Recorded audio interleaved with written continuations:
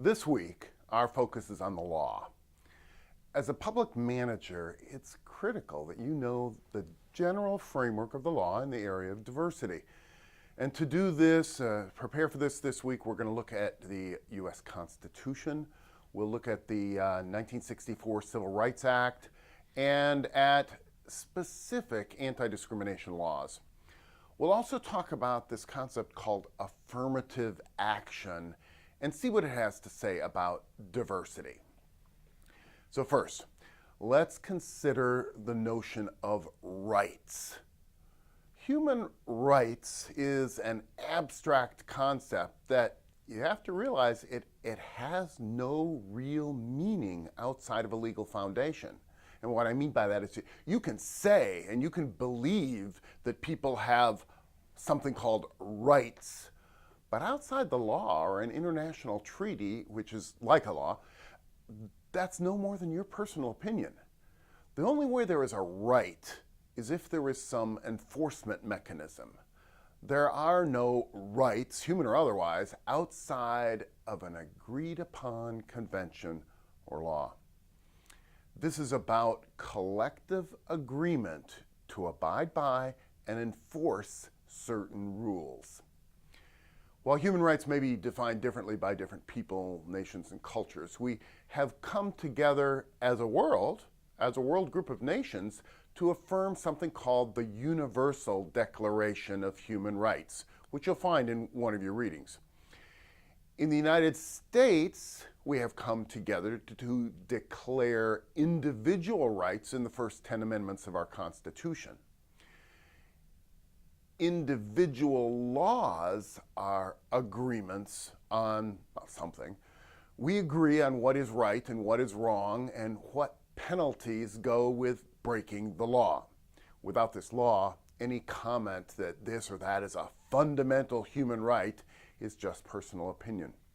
With political consensus comes the creation of law and of legal rights. In the United States, we have a foundation for the law, and that means we start with the U.S. Constitution. The U.S. Constitution, ratified in 1789, originally had an explicit acceptance of slavery and an implicit acceptance that Indians were not citizens, and it didn't even mention women at all. The law concerning Native Americans is complex. Federal law recognizes a special kind of Indian sovereignty to govern themselves, subject to an overriding federal authority. Indian tribes are considered by federal law to be domestic dependent nations, whatever that is.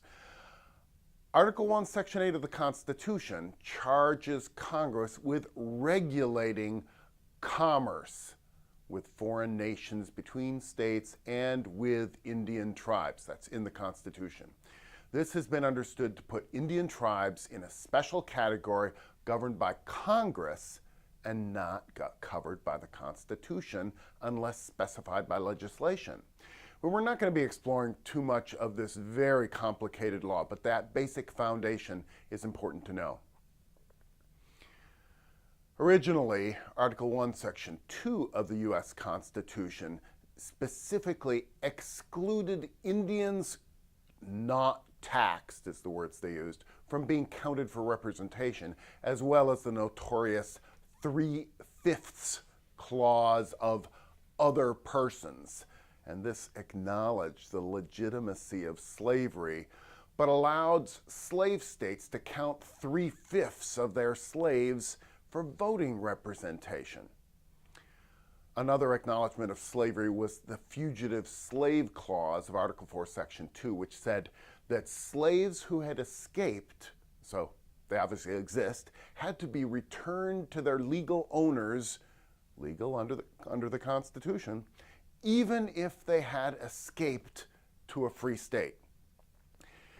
Now, these sections were both changed by the 13th Amendment passed after the Civil War, but the point is that our country, for the first 75 years, enshrined the legality of slavery in our Constitution.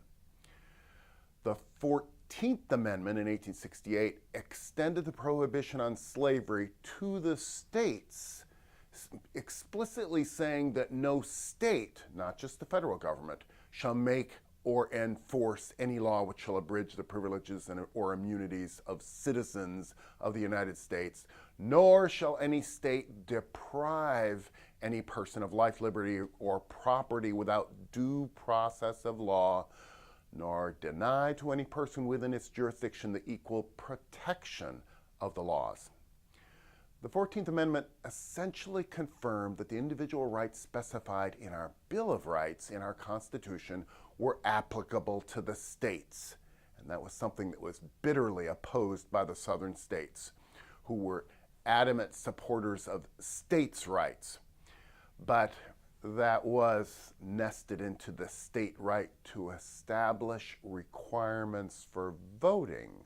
So state rights as long as the states could control who votes.